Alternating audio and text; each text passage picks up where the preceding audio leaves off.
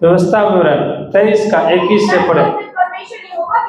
हाँ, मन्नत मांगे उसको पूरी करने के लिए विलंब नहीं करना, क्योंकि तेरा परमेश्वर यहोवा उसे तू निश्चय तुझसे ले लेगा। मतलब क्या, जबरदस्ती भी परमेश्वर ले सकता है, लेकिन दूसरे तीसरे माध्यम से आपको क्या हो जाएगा, वो पैसा बर्बाद हो जाएगा। हाँ, विलंब करने से तू पापी ठहरेगा।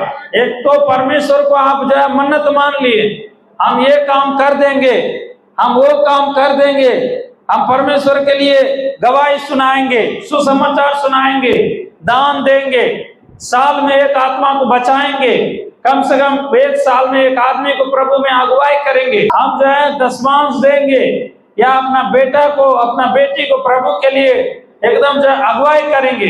इफ्ता करके एक व्यक्ति है जो उन्होंने मन्नत माना था कि जो मैं युद्ध में जा रहा हूं, मैं जब जीत करके आऊंगा, मेरे घर से जो पहली एकदम निकलेगा, उसी को मैं आपके लिए बलिदान कर दूंगा। लेकिन ऐसा हुआ कि उसका एकलौता बेटी थी, वही जो है घर से निकल करके नाचते हुए एकदम डमरू बजाते हुए आई कि पापा के सामने कि पापा जीत करके आया है।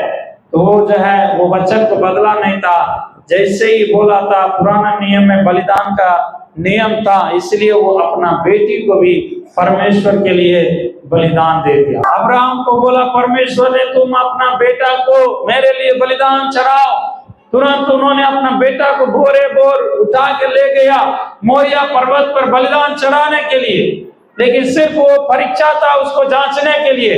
परमेश्वर ने देखा ये जो है अपना बेटा को भी बलि देने के लिए तैयार है, तो परमेश्वर ने मना कर दिया, छोड़ दो, अब तो तुम जो है पक्का विश्वासी है करके मैं जान गया। इसका मतलब नया नियम में बलिदान किसको दर्शाती है? बलिदान एक समर्पणता को दर्शाती है, बलिदान एक त्याग को दर्शाती है।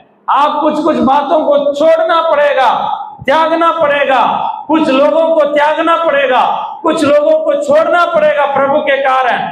उसके लिए आपको तैयार रहना, कुछ बातों में आपको समर्पण करना पड़ेगा कि हम ये काम करेंगे प्रभु के लिए, ऐसे समर्पण करके उसको पूरा करना है। प्रभु के काम में देरी नहीं करना है, प्रभु के काम को आलस से नहीं करना है। प्रभु के काम में यदि आलस करेंगे, कई एक नुकसान को हम सामना करना पड़ेगा। मन्नत मान के भी पूरा करने में विलंब नहीं करना है, समर्पण करने में हम विलंब नहीं करना है, त्याग करने में हम विलंब नहीं करना है, प्रभु को चर्च आने में हम विलंब नहीं करना है, प्रार्थना करने में विलंब नहीं करना है।